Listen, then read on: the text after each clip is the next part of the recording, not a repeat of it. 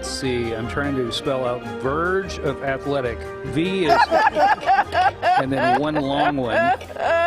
E. Jason, tell us about this. This is incredible. Okay, so the precursor to the telephone was telegraph and Morse code. And there was a guy, Samuel Morse, and he had a friend named Alfred Vail, who was an electrical engineer. Samuel Morse was actually an artist, an inventor, and he decided that he was going to come up with this way for people to communicate back and forth. And he came up with the Morse code by looking at a typesetter's set of lettering that they used, and the ones that were worn down more, were used more often, he used shorter dots and dashes for, and the ones that weren't worn, he used longer ones for.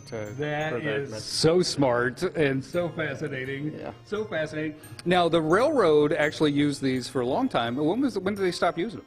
So the railroad, they jumped on it as soon as it came out because they had the perfect use for the telegraph machine. And they used it all the way up officially until the mid-'70s.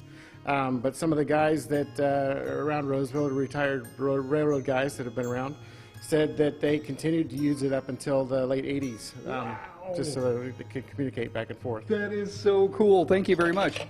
That is so neat. Okay, now we want to take you over to fancier phones. Melissa, please tell us about the Princess phones. Absolutely. So these are a collection of Princess phones, and Princess phones kind of dated to the 50s into the 60s, and some of these look familiar to people who had them into the 70s and even into the 80s.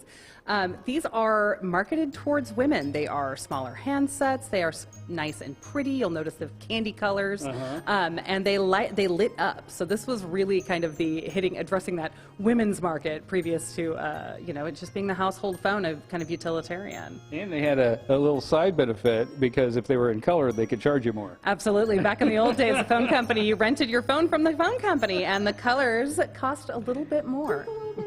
Something else we want to show you real quick. They have a collection over here of like all these fun phones. What you got, Frank?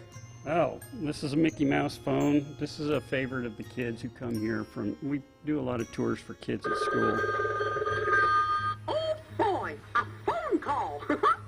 That would never be annoying. They love that demo. And there's a bunch of more phones that are pretty interesting. So fun.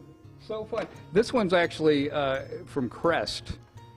Like there. That's supposed to be toothpaste. Yeah. He's kind of diabolical. Yeah. But you can see in the bottom right there, that's where you dial and everything. Oh, how funny. This How museum, convenient. I'm telling you, bring your kids here, because they do not understand It's so true. phones. It's so They true. only have like a piece of glass with no buttons on it. Yeah. So you bring them in here and they'll understand how all this happened. All right, more from the Roseville Telephone Museum coming up. Cody, how baffled would your teenage kids be by the concept of renting your phone Right. from the phone company and the family having one I phone? know.